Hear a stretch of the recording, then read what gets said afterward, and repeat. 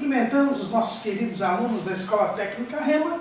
Estamos dando início a uma aula de legislação imobiliária. Meu nome é Caramuru Afonso Francisco, sou professor de Direito Civil, doutor em Direito Civil pela Universidade de São Paulo.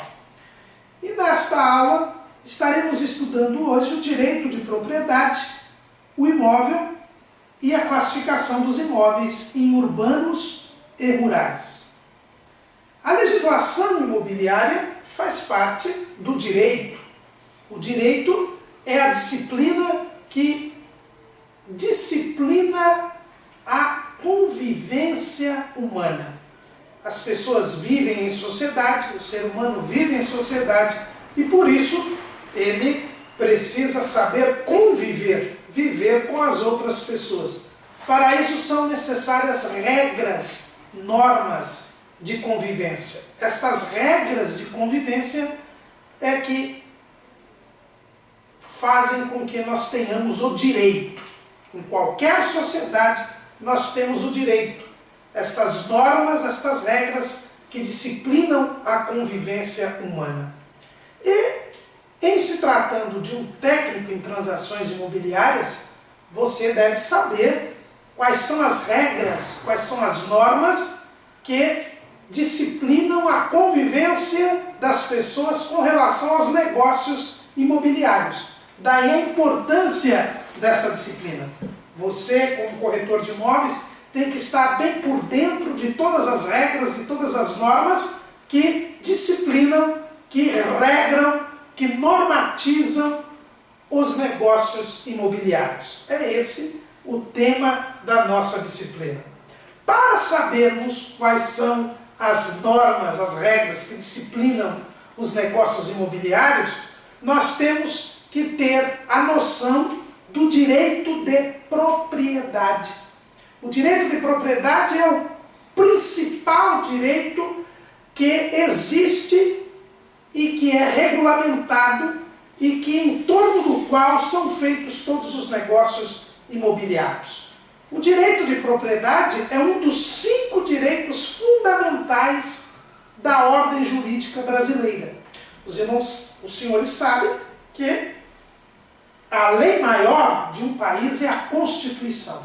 E a nossa Constituição, no artigo 5º, ela é muito clara ao dizer quais são os principais direitos, os principais poderes que têm os cidadãos.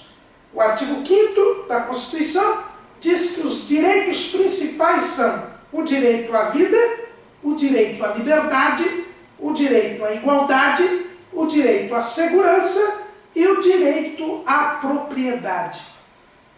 Ainda nesse artigo 5º da Constituição, é dito no inciso 22 que o direito de propriedade é garantido. Em nossa sociedade, as pessoas podem ser proprietárias, elas podem ter coisas e fazer destas coisas o que bem entenderem, terem um poder absoluto sobre as coisas. É isso que é o direito de propriedade. Lá no Código Civil, e existem 2 leis importantes para todo e qualquer cidadão. É a Constituição, que é a maior lei do país, e o Código Civil, que é a lei que cuida do dia a dia do cidadão. Cuida da sua família, dos seus bens, das suas atividades empresarial. O Código Civil, no artigo 1228, ele diz o que é o direito de propriedade que a Constituição garante.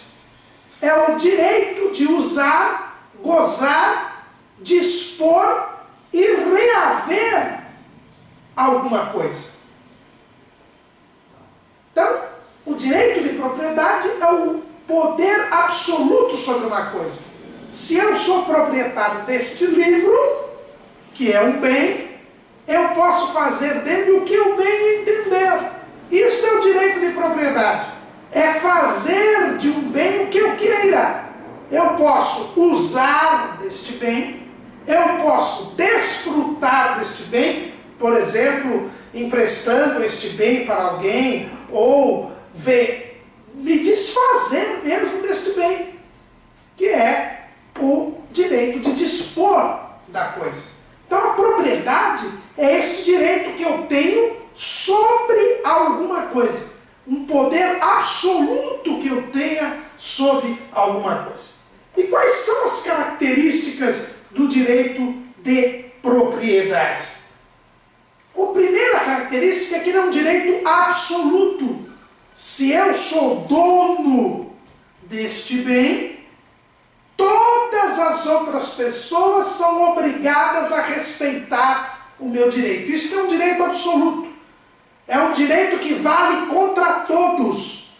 Este livro é meu. Se este livro é meu, não é de mais ninguém. Todas as pessoas são obrigadas a respeitar o meu direito de propriedade. É isso que quer dizer que o direito é absoluto. Por isso que o artigo 1228 do Código Civil diz que o proprietário tem o direito de reaver a coisa de quem quer que injustamente a possua ou detenha. Se alguém pegar este livro, eu posso tomar este livro dele. Não importa quem seja, porque o direito ele é absoluto. Também ele é um direito perpétuo. A propriedade, ela se presume por tempo indeterminado.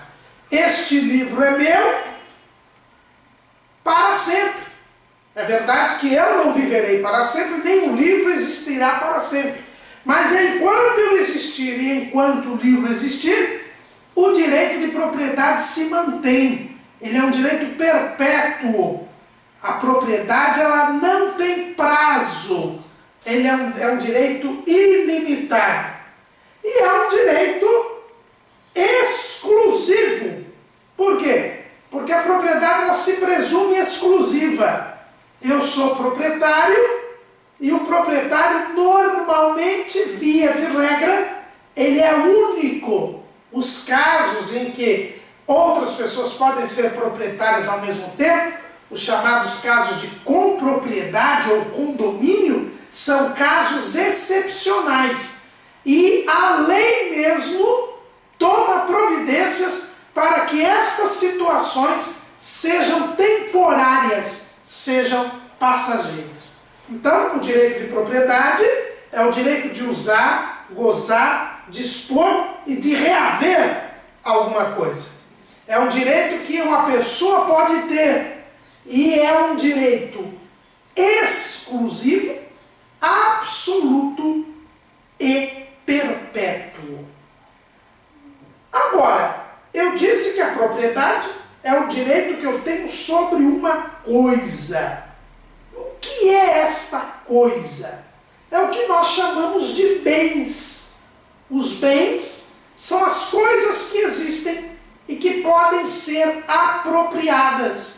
Os bens são o objeto do direito. O direito de propriedade é o direito de usar e gozar e dispor de uma coisa. Os bens, eles estão elencados no Código Civil. Então, o proprietário é uma pessoa, mas o objeto do direito de propriedade, eu sou proprietário de uma coisa. E quais são estas coisas que nós podemos ter? Bem, é tudo aquilo que eu possa me apropriar, tudo aquilo que pode me trazer uma utilidade. Um livro, um relógio, uma roupa, um terreno, um apartamento, uma casa, tudo isso são bens. Os bens, como eu disse, estão elencados no Código Civil, que os disciplina a partir do artigo 79. E quais são os bens? Os bens são, como nós dissemos, toda e qualquer coisa que possa ser apropriada, toda e qualquer coisa que possa pertencer a alguém. Os bens, eles podem ser divididos em várias classificações, o Código Civil traz várias classificações, mas nós temos duas classificações que são, aliás, uma classificação que é importantíssima para o nosso curso aqui. É a classificação entre bens móveis e bens imóveis. Bens móveis e bens imóveis. Que são os bens imóveis? O Código Civil diz no artigo 79, são bens imóveis o solo e tudo quanto se lhe incorporar, natural ou artificialmente. Então, o que é bem imóvel? O bem imóvel é aquele que não pode se mover. É o solo, é a terra. Ele é o bem imóvel.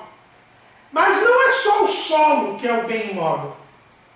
Além do solo ser o bem imóvel, a terra ser o bem imóvel, tudo que eu acrescentar ao imóvel, ao solo, seja naturalmente, seja artificialmente, também se torna imóvel.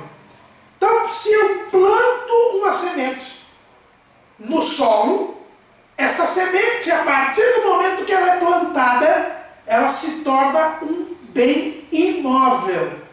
E quando nasce a árvore também é um bem imóvel.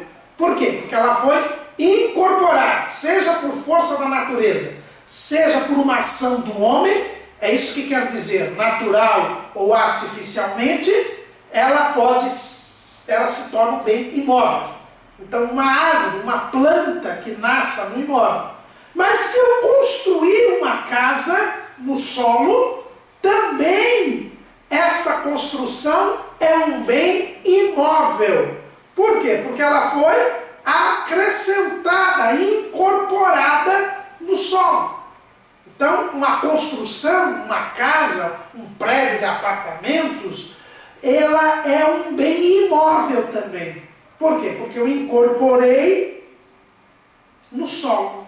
Então, quais são os bens imóveis? A terra, o solo e tudo que eu incorporar e que se transformará num bem imóvel. Se eu colocar um poste na rua, colocar o poste no chão, colocá-lo no chão, este poste também será um bem imóvel.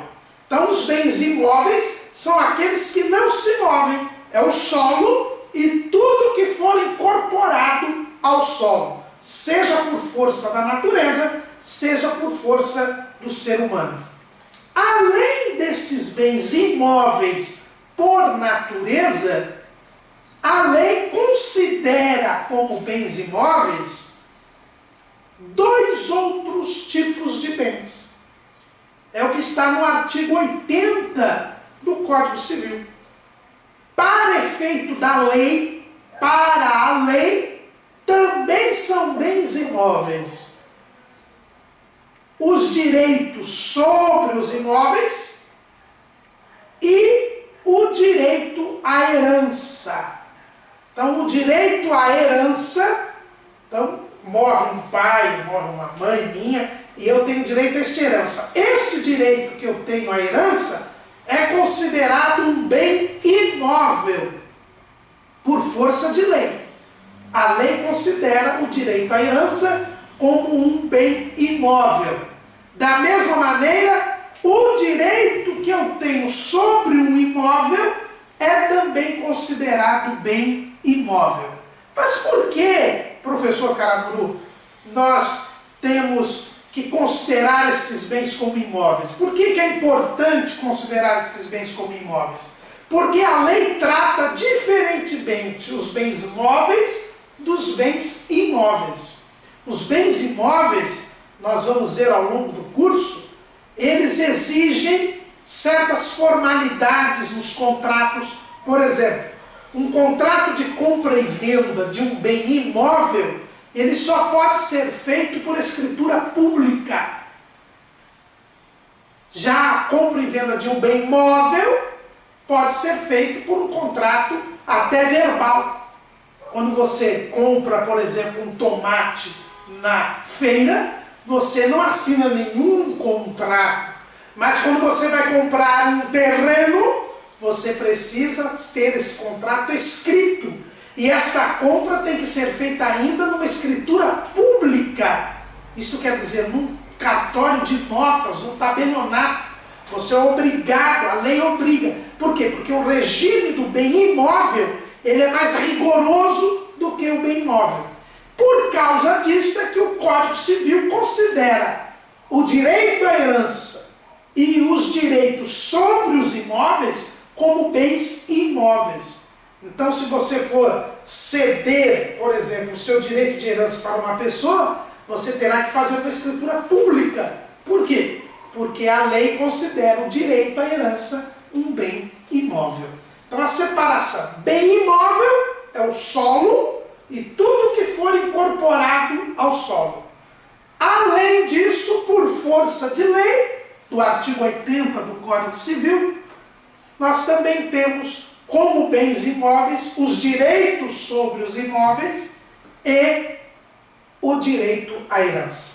Todos os outros bens são chamados de bens móveis. Por exemplo, esse livro, uma televisão, enfim. Os bens móveis são aqueles que podem ser movidos e são os que não são imóveis. Então, nós temos duas classificações, os bens móveis e os bens imóveis. Os bens imóveis são o objeto do nosso curso, porque o nosso curso trata da legislação imobiliária. Pois bem, os bens imóveis, ou seja, o solo, tudo aquilo que se incorporar ao solo, além do direito à herança e dos direitos sobre os imóveis, eles são divididos pela própria Constituição em duas espécies.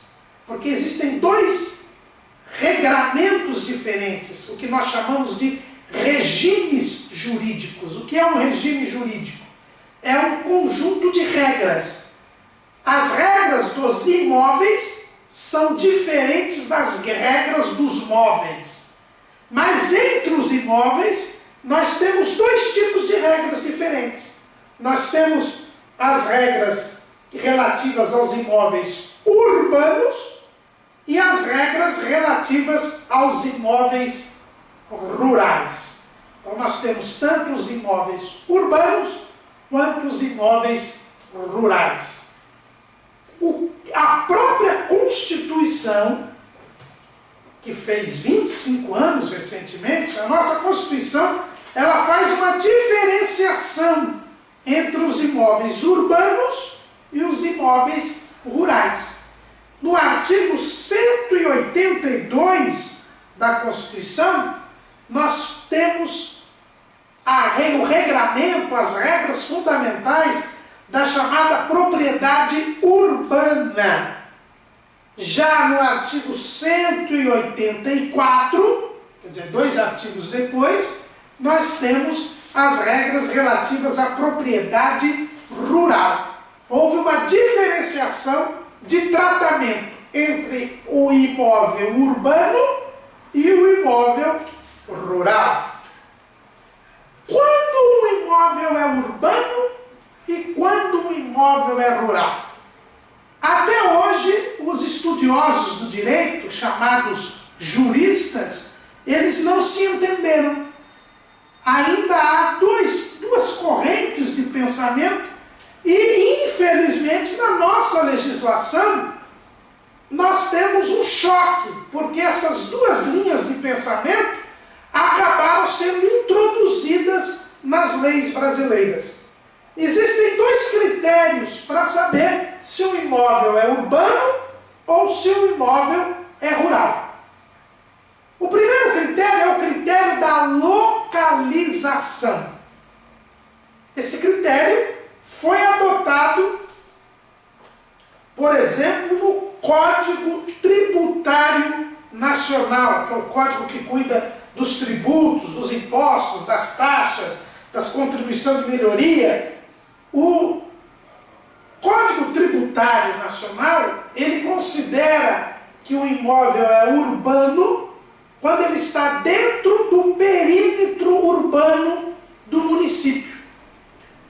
Os municípios, que nós chamamos de cidades, os municípios, eles definem, todo município, ele define qual é a sua zona urbana, qual é a sua área urbana, qual é a zona urbana, qual é a cidade.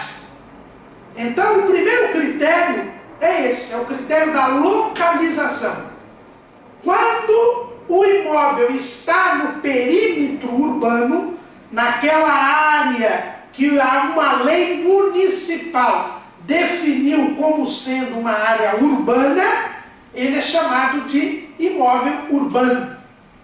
Então, porque ele está dentro daquela área. Se ele está fora daquela área, é considerada a zona rural, o campo é um imóvel rural. Esse é o primeiro critério, é o critério da localização.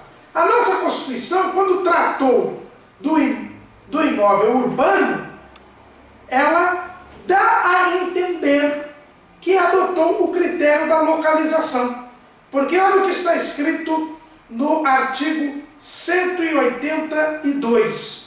A política de desenvolvimento urbana, executada pelo poder público municipal, conforme diretrizes gerais fixadas em lei, tem por objetivo ordenar o pleno desenvolvimento das funções sociais da cidade e garantir o bem-estar de seus habitantes. E o parágrafo 2º diz assim: a propriedade urbana cumpre sua função social quando atende às exigências fundamentais de ordenação da cidade expressas no plano diretor. Então, o que é esse plano diretor? O plano diretor é uma lei que o município edita para organizar a cidade, organizar o município. E é esse plano diretor que vai dizer como a cidade deve se desenvolver. E ela é quem diz qual é a área que é urbana e qual é a área que é rural. Então, o primeiro critério é esse. Urbana é a área que uma lei municipal diz que é urbana, que serve para moradia, para habitação, é a cidade. Fora dessa área, do perímetro urbano, nós teremos a zona rural, o campo. Então, a cidade e o campo. O imóvel urbano é aquele que está localizado no perímetro urbano. O Código Tributário Nacional diz que na área que a lei municipal considerar como urbana, deve ser cobrado o IPTU, o Imposto sobre Propriedade Territorial Urbana. É o famoso IPTU. O IPTU só pode ser cobrado na área urbana.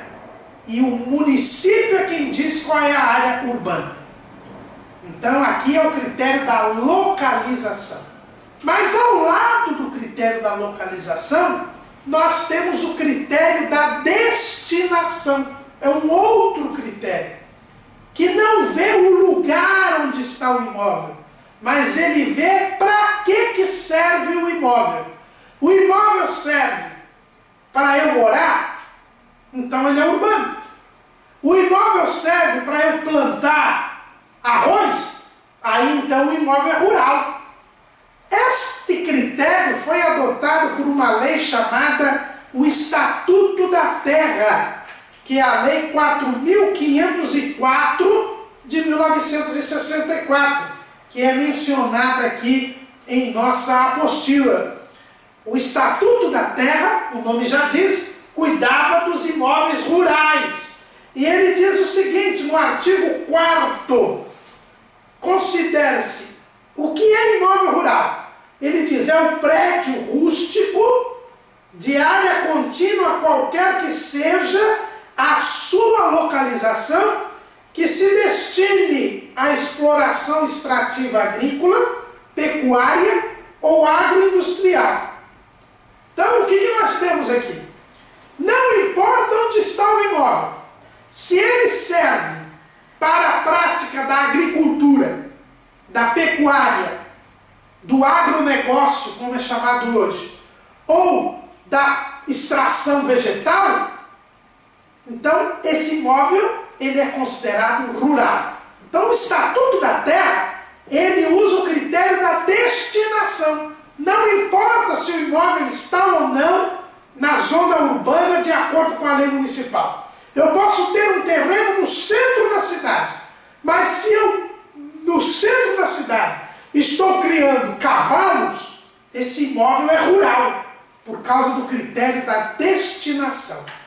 Quando trata da propriedade rural, a nossa Constituição, no artigo 184, ele fala a respeito da propriedade rural. E ele diz assim: compete à União desapropriar por interesse social para fins de reforma agrária o imóvel rural que não esteja cumprindo sua função social. E qual é a função social? O artigo 186 diz: é aquele imóvel que tiver um aproveitamento racional e adequado, utilização adequada dos recursos naturais disponíveis e preservação do meio ambiente, e exploração que favoreça o bem-estar dos proprietários e dos trabalhadores. Então a Constituição aqui, para a propriedade rural, adota o critério da destinação, porque fala de exploração de recursos, de preservação do meio ambiente. Então presume um imóvel que esteja destinado à agricultura, à pecuária ou à extração vegetal. Então, convive no nosso direito esses dois critérios: o critério da localização e o critério da destinação. Esta convivência é um pouco tumultuária, né? Mas é assim. Inclusive, na lei da reforma agrária, que foi feita já com base na Constituição, a Lei 8.629 de 1993, se repete o Estatuto da Terra. Lá no artigo 4º da Lei da Reforma Agrária, é dito que o imóvel rural é um prédio rústico que se destina à exploração agrícola, pecuária, extrativa, vegetal, florestal ou agroindustrial. Quer dizer, a mesma redação do Estatuto da Terra, com uma pequena diferenciação aqui, que coloca extrativa, vegetal e florestal, e o Estatuto da Terra só fala em extração vegetal, não fala em florestal, mas é a mesma coisa. Então, nós temos que tomar cuidado, porque esses dois critérios, eles convivem, e eu tenho que tomar muito cuidado. Para fins tributários, para fins de imposto, tem prevalecido o critério da localização. Mas para fins de reforma agrária, para fins de desapropriação, tem prevalecido o critério da destinação. Isso é importante, porque quando nós vamos efetuar a venda de um imóvel, nós temos que saber se ele é urbano ou rural, não só para ver as regras que incidem, porque, como eu disse, as regras são diferentes para os imóveis urbanos como para os imóveis rurais, mas também para sabermos que tipo de tributo este imóvel deve pagar. Então, eram estas as nossas considerações nesta aula a respeito do direito de propriedade do imóvel e da classificação dos imóveis em urbanos e rurais. Muito obrigado.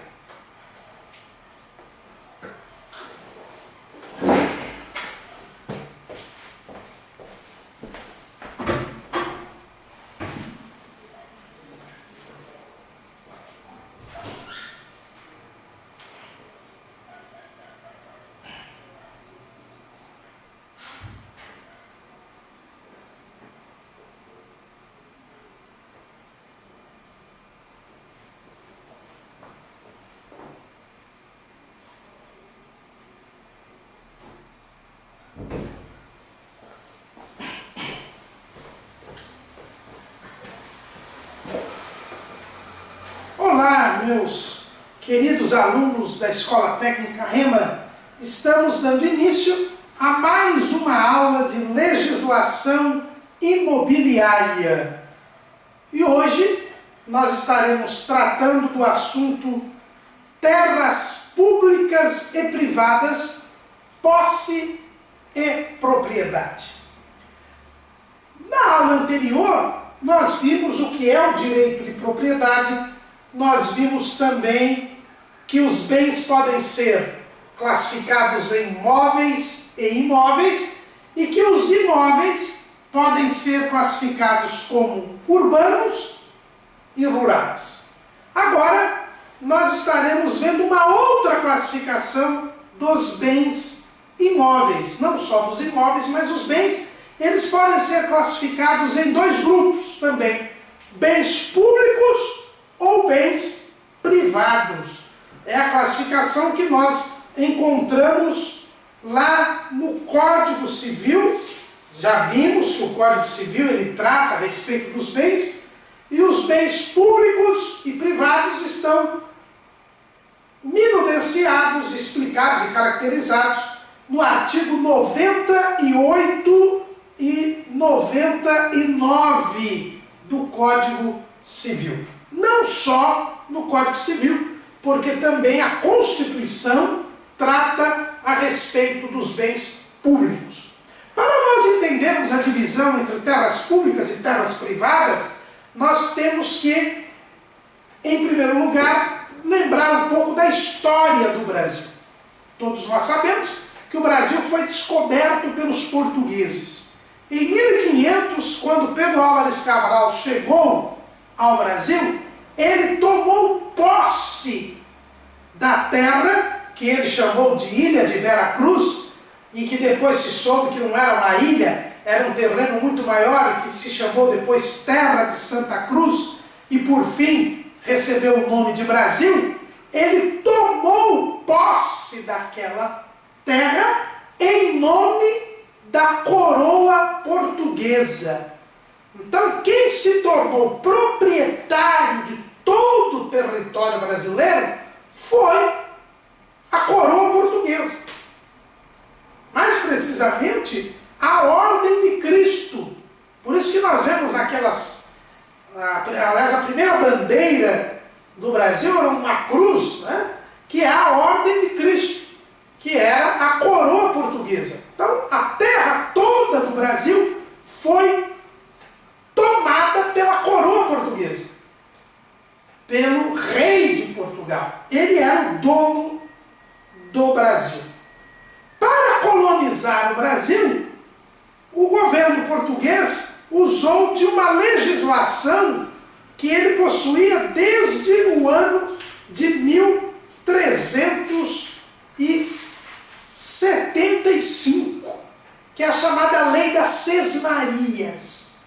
Em 1375, o rei de Portugal baixou uma lei em que ele cedia os terrenos que pertencessem a ele para que alguém os ocupasse e os colonizasse, os cultivasse. Essa cessão era chamada de sesmaria. A sesmaria era um terreno que o rei entregava a alguém para que ele cultivasse aquele terreno. Então, na verdade, ele se tornava proprietário daquele bem sob a condição de cultivar esta terra. Se esta terra não fosse cultivada, esta sesmaria voltava ao domínio do rei de Portugal. Quando o Brasil foi colonizado, nós sabemos todos, o rei de Portugal dividiu o nosso país em capitanias hereditárias.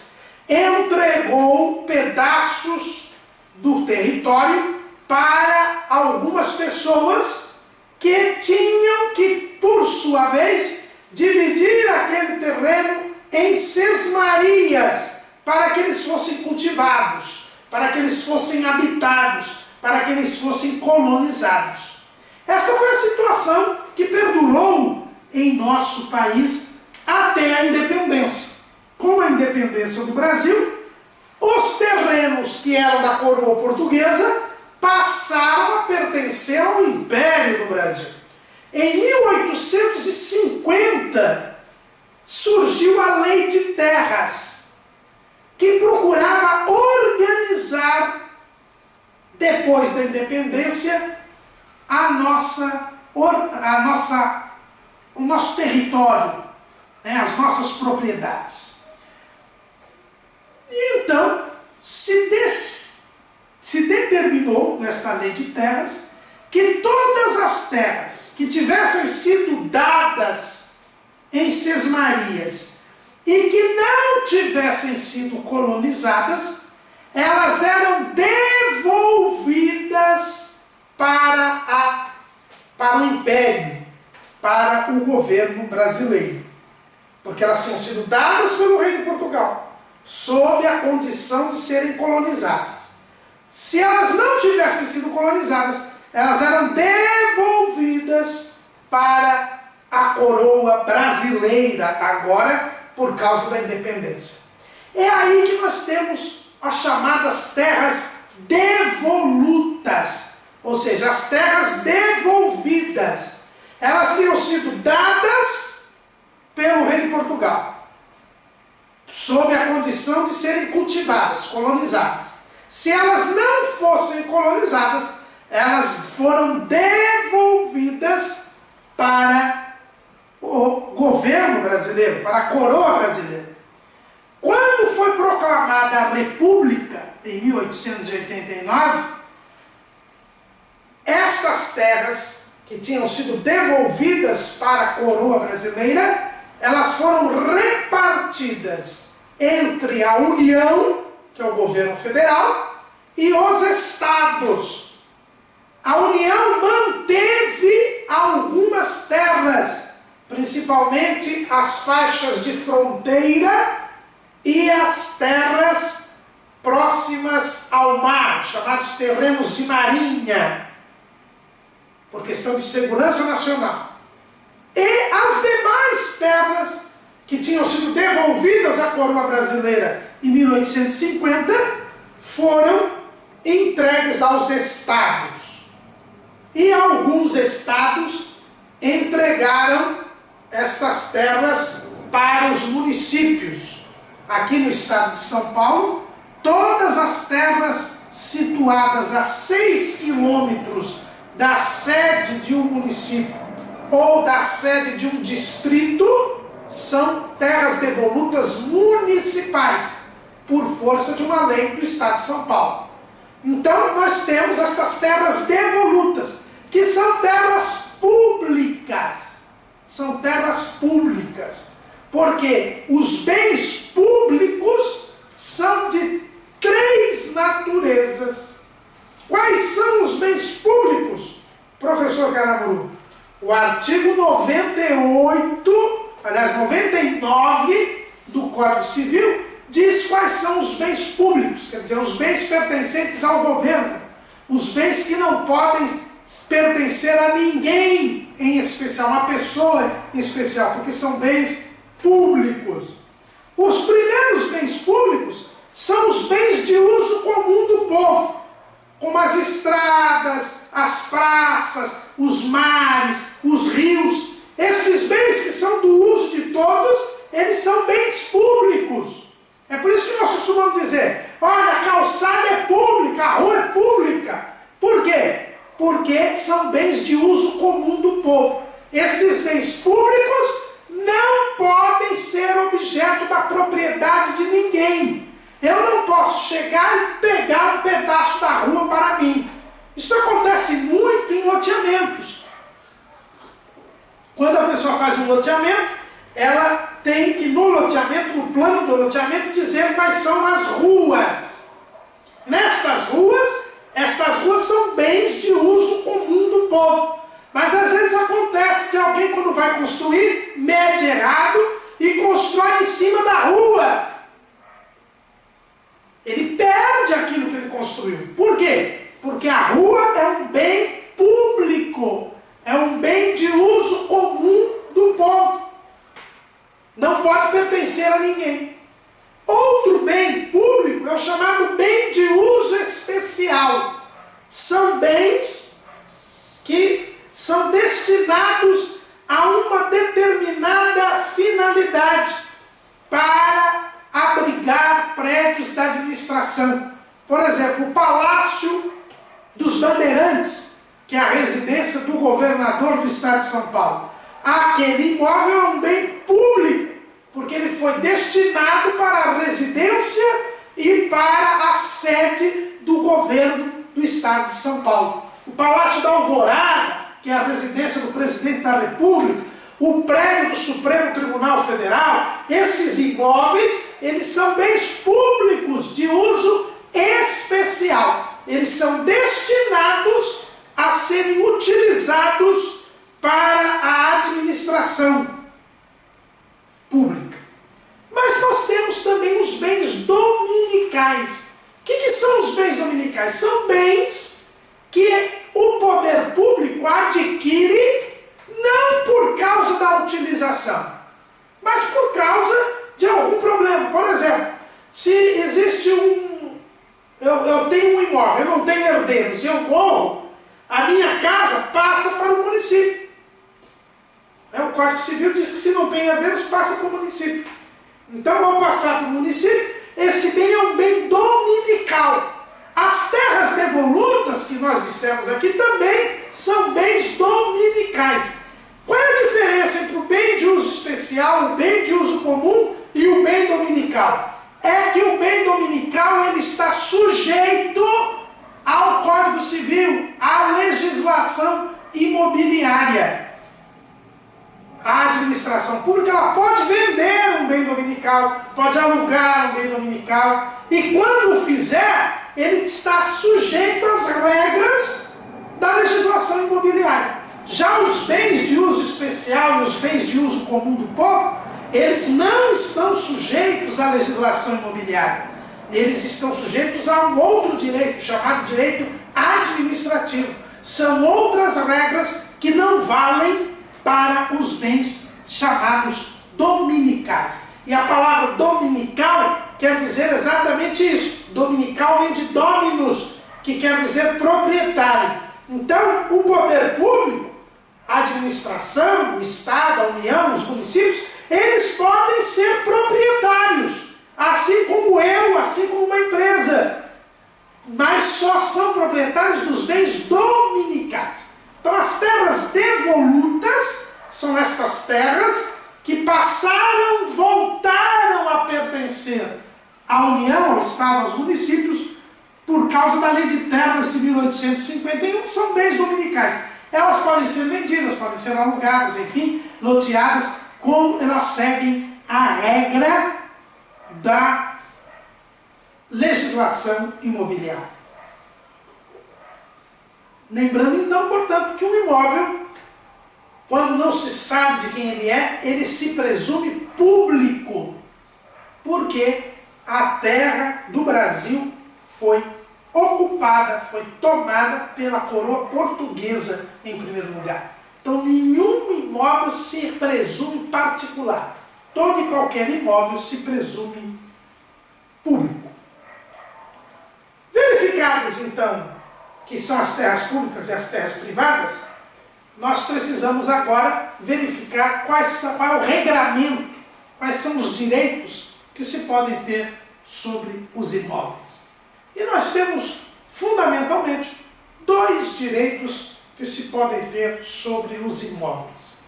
O primeiro direito é a posse. Existe uma grande discussão se a posse é um direito ou é um fato protegido pelo direito. O que é a posse? É o ato de se apossar de alguma coisa, de tomar alguma coisa para si. A posse é o exercício dos poderes inerentes à propriedade, ao domínio. O artigo 1196 do Código Civil, 1196, diz que considera-se possuidor todo aquele que tem de fato o exercício pleno ou não de algum dos poderes inerentes à propriedade. O que quer dizer isso? Quer dizer que nós já vimos na aula anterior que o proprietário ele tem direito de usar, gozar e dispor da coisa.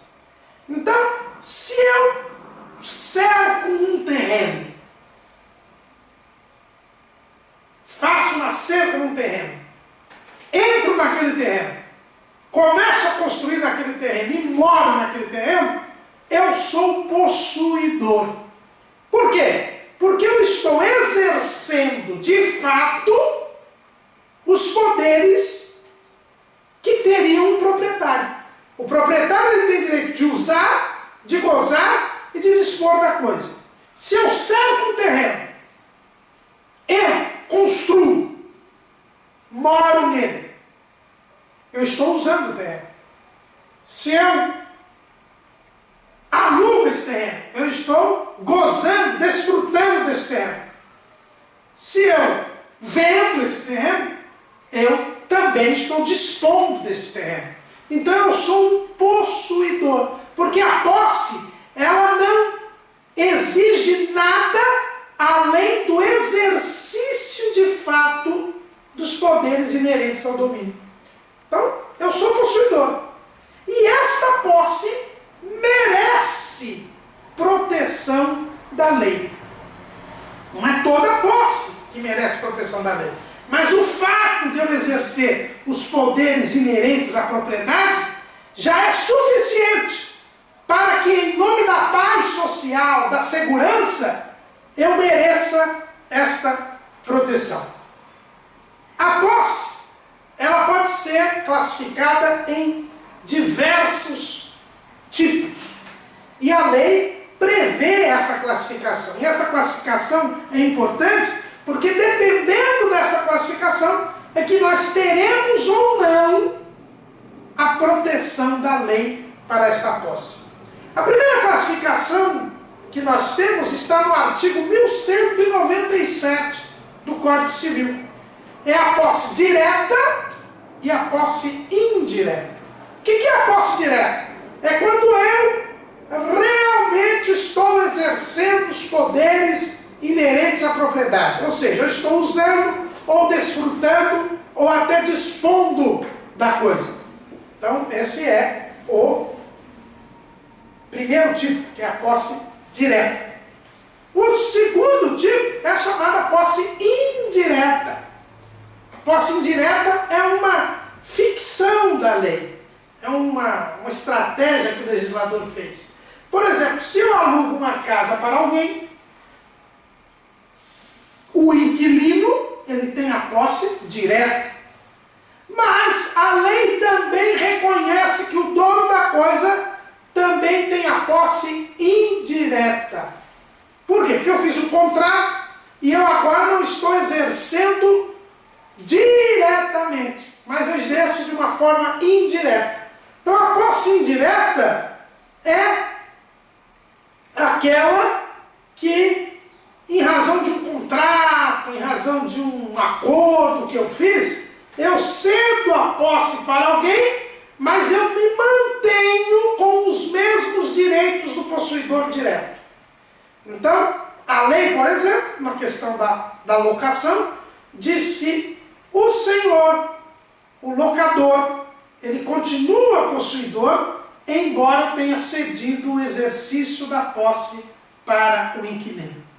Isso é uma forma de se facilitar a defesa dos seus direitos.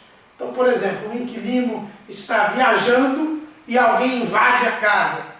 Como o inquilino não está, o locador, por ser possuidor indireto, ele pode exercer os direitos que a lei lhe dá para ter a casa de volta, mesmo sem a presença do inquilino. Mas nós temos também a chamada posse justa e a posse injusta. A posse justa está prevista lá no artigo 1200 do Código Civil. É justa a posse que não for violenta, clandestina ou precária. Ou seja,